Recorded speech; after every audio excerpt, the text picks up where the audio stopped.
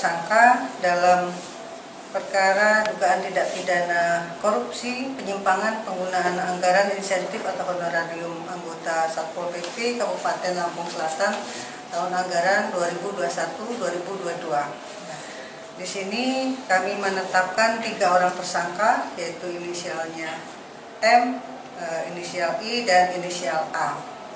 Penetapan tersangka ini dilakukan berdasarkan alat bukti yang sah sebagaimana yang diatur dalam KUHP. Akibat perbuatan para tersangka ini telah menimbulkan terjadi kerugian keuangan negara sekitar 2,8 miliar. Hasil tersebut, penghitungan tersebut berdasarkan laporan hasil dari audit BPKP Provinsi Lampung. Kita sudah dapatkan laporannya pada tanggal 9 September 2024. Ya.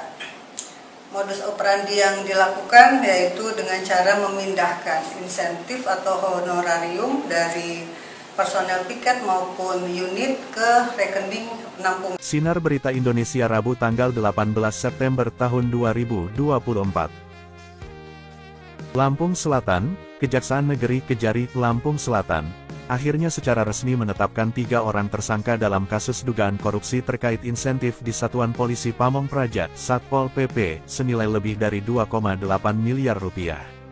Ketiganya yakni berinisial AL, Kasubag Keuangan IM, Bendahara, dan M, Kabid Tibum, saat ini telah ditahan di Lembaga Pemasyarakatan, Lapas, Kelas 2A Kalianda selama 20 hari ke depan.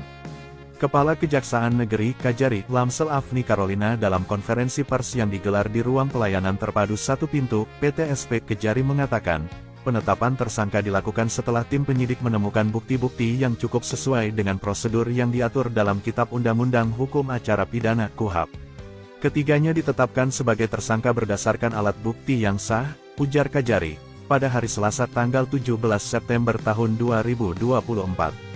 Sebelumnya, hasil audit dari BPKP Provinsi Lampung mengungkapkan adanya kerugian negara akibat penyalahgunaan anggaran insentif atau honorarium bagi anggota Satpol PP selama tahun anggaran tahun 2021 sampai tahun 2022. Laporan dari BPKP kami diterima pada tanggal 9 September tahun 2024, imbuhnya.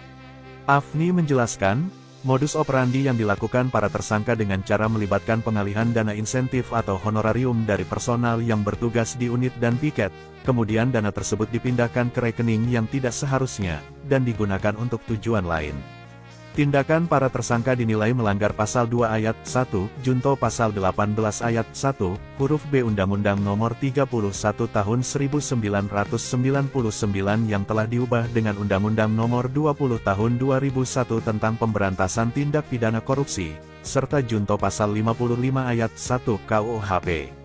Selain itu, mereka juga dijerat dengan Pasal 3 Junto Pasal 18 Ayat 1, huruf B UU yang sama, dengan ancaman hukuman penjara maksimal 20 tahun.